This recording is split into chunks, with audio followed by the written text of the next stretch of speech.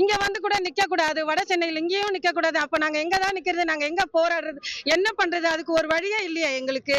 சொல்லுங்க, நீங்களே சொல்லுங்க. எந்த வழியாவது எங்களுக்கு ஒரு வழி காட்டுங்க. நாங்க இத்தனை வருஷமா வேலை, எல்லா லேடிஸும் கஷ்டப்படுறோம், எல்லாருமே வறுமையில இருக்கிறவங்க தான், யாரும் இது பணக்காரங்களும் கிடையாது, எல்லாருமே வறுமையில எங்களுக்கு ஒரு நல்ல வழி காட்டணும். முதலமைச்சர் தான் இதை பத்தி எங்களை பத்தி நீங்க பார்க்கணும், செய்யணும். நாங்க இங்க போராடிக்கிட்டு இருக்கோம், நீங்க தான் பார்க்கணும். நீங்க தான் இந்த மினிஸ்டர், சேர்மனர் எல்லாருமே எங்களுக்கு ஒரு நல்ல வழி காட்டணும். அவங்க எங்களுக்கு ஒப்பந்த தொழிலாளர் இருக்கோம், இன்னும் அது கூட எங்களுக்கு தெரியல. ஒப்பந்த தொழிலாளர் கூட இல்லங்கிறாங்க, அது கூட இல்லன்றாங்க. எங்களுக்கு தினக்கூலின்றாங்க. அப்ப நாங்க இத்தனை வருஷமா வேலை செய்யணும், ஒப்பந்த தொழிலாளர்னு சொல்றாங்க.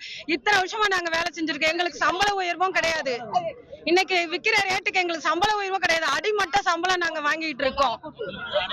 எங்களுக்கு ஒரு அடையாளமும் கிடையாது, ஒரு அடையாளமும் கிடையாது. நாங்க உள்ள வேலை செய்யறோன்றதுக்கு ஒரு அடையாளமும் கிடையாது, எந்த இதுவுமே எங்களுக்கு கிடையாது. அப்ப நாங்க எப்படிதான் செய்யறது? நாங்க எங்களுக்கு நிரந்தரமா கம்பெனியே ஒரு சம்பளம் கொடுத்தா போதும், கவர்மெண்ட் கொடுத்தா போதும். எங்களுக்கு வர சம்பளத்தை கவர்மெண்ட் கொடுக்கும். எங்களுக்கு சம்பளம் 10,500 ரூபாய் கொடுக்குறாங்க, இப்ப 2,000 ரூபாய் ஏத்திருக்காங்க, 12,500 ரூபாய் வாங்குறேன். இது போதுமா எங்களுக்கு? வயசை கடந்துருச்சு. நான் 15 வருஷமா வேலை செய்யறேன்.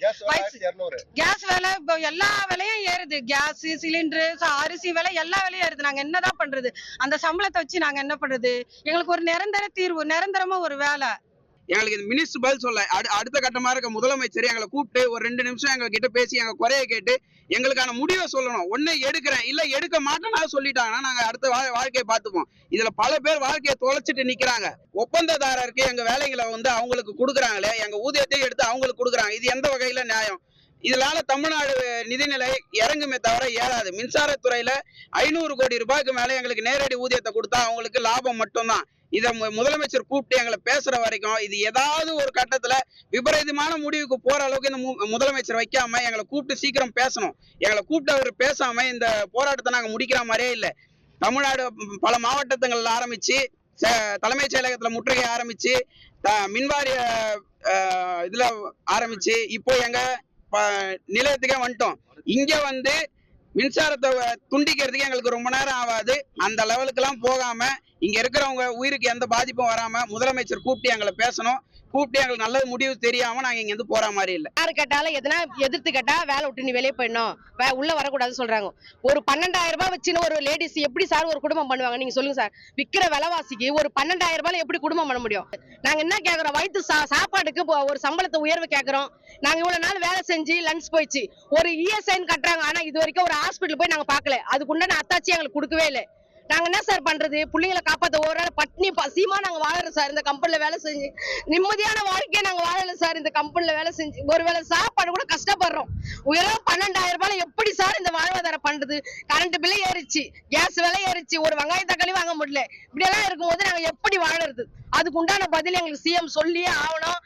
எல்லா சேர்மன் முதற்கொண்டு மினிஸ்டர் முதற்கொண்டு எல்லாரும் எங்களுக்கு பதில் சொல்லி ஆகணும். இவ்வளவுதான் எங்களுக்கு கொடுப்பா. அடிமை மாதிரி நடத்துறாங்க ஐயா, அடிமை மாதிரி நடத்துறாங்க. இவ்வளவுதான் கொடுக்க முடியும். இஷ்டம்னா வேலை செய்யலாம், வெளியே போன்றாங்க. எதனால? நாங்கன்னா கேட்கறதுக்கு எங்களுக்கு யாருமே கிடையாதா? சரி, நாங்களும் வேற வழி இல்லையே, பிள்ளைங்களை காப்பாத்தணுன்றதுனால தான் நாங்க இது உள்ள வேலை செய்யறோம். வேற எங்களுக்கு ஒண்ணுமே கேட்கல. எங்களுக்கு வந்து பேச்சுவார்த்தைக்கு வரணும்.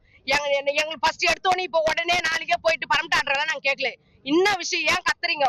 எதனால இப்படி கூக்கர் இல்லறீங்கன்னு எங்களுக்கு இறங்கி வந்து யாரா இருந்தாலும் கேட்கற வரைக்கும் நாங்க இப்படிதான் இருப்போம். தவிர்க்க முடியாத தம்ப்நெயில்ஸ், கலக்கலான கண்டென்ட்ஸ், சினிமாவும் சீரியஸ் பிரச்சனைகளும், பல வருடங்கள் இடைவெளிக்கு பிறகு இந்த படத்துல ஒரு கலகலப்பும் கைகலப்பும். Me too love you. Thank you அவருக்கு அந்த மாஸ் ஏத்துறது போயிட்டே தான் இருக்காரே தவிர பிரேக்கே இல்லாமல் பிரேக்கிங் நியூஸ் சொல்லும் தந்தி டிவி ஆப். இன்ஸ்டா தலைமுறை வரை இறங்கி அடிக்கும் தந்தி டிவியின் டிஜிட்டல் எக்ஸ்க்ளூசிவ். அது தண்ணிக்குள்ள போகும்போது ஹேங் ஆயிடுச்சு. உங்களுக்கு விஜய் சார் எந்த அளவுக்கு ரொம்ப பிடிக்கும்? Of course, Malayalis are huge Vijay sir fans. ரெண்டு பேருமே ரொம்ப பிடிக்கும் எனக்கு. தந்தி டிவி ஆப்பை இலவசமா டவுன்லோட் செய்யுங்க. ஃபாலோ பண்ணுங்க, சப்ஸ்கிரைப் பண்ணுங்க, என்ஜாய் பண்ணுங்க.